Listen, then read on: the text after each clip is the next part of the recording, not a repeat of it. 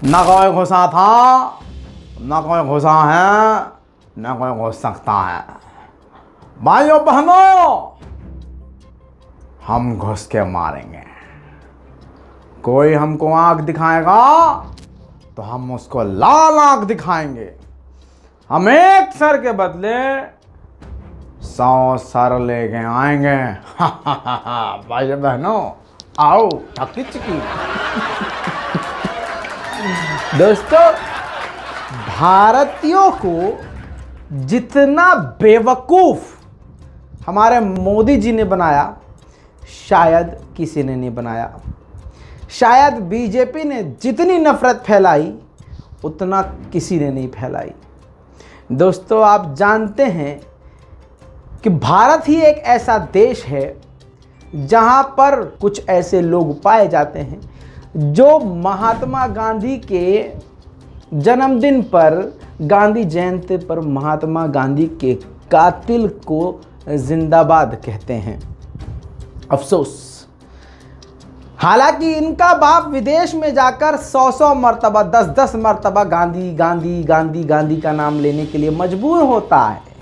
सारी दुनिया गांधी की फ़ैन है और यही भारत में ही गांधी जी के खिलाफ जहर उगलने वाले और गांधी जी के कातिलों के औलादें मौजूद हैं।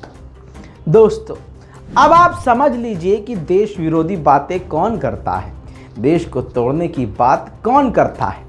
दोस्तों, आपको बता दूं कि पिछले 2 साल से मैं आपको अपडेट दे रहा था चीन के मामले पर। हालांकि जब भी मैं अपडेट देता था तो बहुत सारे लोगों के पेट में दर्द होता था और मेरी बातों को झुठलाया जाता था। लेकिन दोस्तों, कहते हैं कि जब आप सही रास्ते पे होते हो तो ऊपर वाला भी एक ना एक दिन आके आपका इस तरह से हाथ थामता है कि दूसरों का निकल जाता है। ये तो टट्टी है। अब वही हुआ है।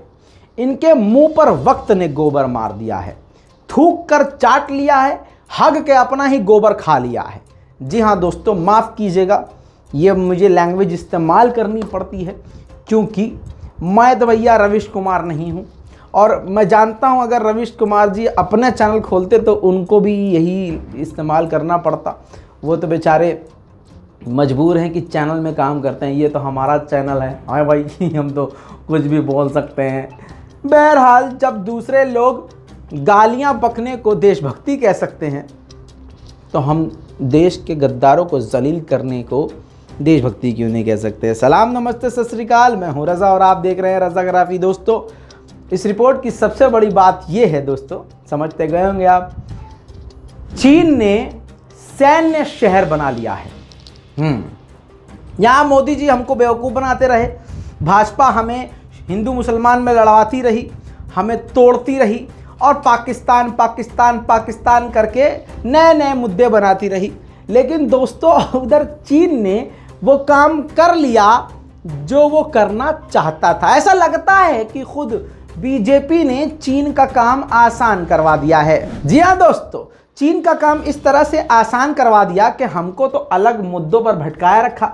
जब चीन ने भारत में घुसपैठ करी तो प्रधानमंत्री जी ने आके बोल दिया ना कोई कोसा था, ना कोई कोसा है। अच्छा, फिर क्या हुआ भाई साहब? अब भारत के सेना प्रमुख जनरल, जी हाँ, उन्होंने खुद इस बात को एक्सेप्ट कर लिया है। कल की रिपोर्ट अगर आपने देखी है तो आप समझ गए होंगे। अब एक नई बात बता देता हूँ। भारत के जनरल ने चीन के जुड़े हुए बॉर्डर के इलाके में, लद्दाख में, तिब्बत में, हर जगह दौरा किया। इस दौरे के बाद उन्होंने बताया कि चीन की टेंशन लेना ज़रूरी है, चीन की चिंता ज़रूरी है, क्योंकि चीन ने भारत को कई इलाके से घेरा है। और दोस्तों, यहाँ पर रोक के बिना आपका ज़्यादा वक्त लगाए हुए, अमेरिकन इंडस्ट्री जो ओपन सोर्स डिट्रेस्फा के नाम से जानी जाती है और काफ़ी जेन्युइन रिपोर्ट करती है, और इंडियन गवर्नमेंट और भारतीय सेना इससे जुड़ी हुई है और बहुत ही सीरियस रिपोर्ट इसकी मानी जाती है। उसने एक तस्वीर जारी करी है और बताया है कि चीन ने पूरा सैनिकों का शहर बसा लिया है। किस इलाके में? अक्साई चीन में। जी हाँ दोस्तों, जो इलाका भारत का है और उस इलाके पर चीन का गैर कानूनी कब्जा है। जी हाँ, उस कब्जे वाली भारत की जमीन पर चीन ने सिर्फ गांव नहीं बसाए, गांव देहात तो बहुत पहले बता दिया था मैंने आपको 1.5 महीना पहले कि बसाया है। बता दूं आपको कि गांव के अलावा उसने भारत की ज़मीन पर कब्जा जो कर रखा था, उन भारतीय ज़मीनों पर, कब्जाई ज़मीनों पर पूरा शहर बसा दिया है। अब 2 तरह की चीज़ होती है बच्चों को समझाने के लिए। आप अपना करंट अफेयर समझ लीजिए और थोड़ी सी जानकारी आप साथ जान लीजिए। जब कोई देश बॉर्डर पर सैन्य अड्डा बनाता है तो 2 तरह के अड्डे बनाता है। एक तो कच्चे, टेम्परेरी, कि भैया आज हैं गड्ढा खोद दो, या फिर जिसे उर्दू में खंदक बोलते हैं और हिंदी में जो है बोलते हैं एक चौड़ा सा गड्ढा जिसे बोलते हैं। आपने आर्मीनिया अज़रबैजान की जंग में ऐसी चीज़ें देखी होंगी।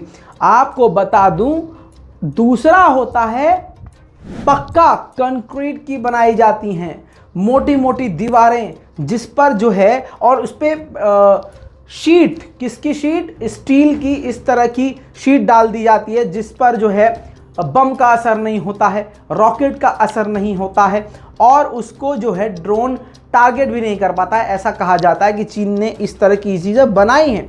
और ख़ुद आपको बता दूं कि ओपन सोर्स डेट्रेसवा की इस रिपोर्ट में कहा गया है कि भारत की ज़मीन पर जिस पर चीन का कब्जा है, वहाँ पर पूरा शहर बसा लिया है चीन ने।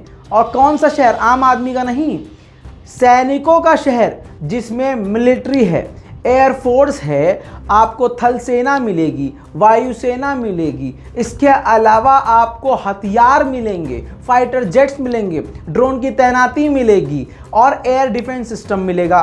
और आपको बता दूं, इतने हथियार तैनात कर दिया है कि उसी इलाके से भारत के कई इलाके, यानी जिन इलाकों से चाइना टच है, उन इलाकों में हथियारों की सप्लाई कर सकता है। दोस्तों आपको बता दूं, नव भारत टाइम्स में ये पूरी रिपोर्ट आ चुकी है, जाके पढ़िए कि भारत के जनरल नरवणे ने कितनी बड़ी बड़ी बातों को एक्सेप्ट किया है और भारत को आखिर और भारतवासियों की आंखों पे से पट्टा खोल दिया है कि देखो भाई साहब, बीजेपी वाले कुछ भी गए, मोदी जी कुछ भी गए, कहानी तो ये और है। अब मोदी जी तो बेचारे बोल ही नहीं सकते क्योंकि वो ऐसा झूला झूले हैं चीनी के साथ कि क्या ही बताएं।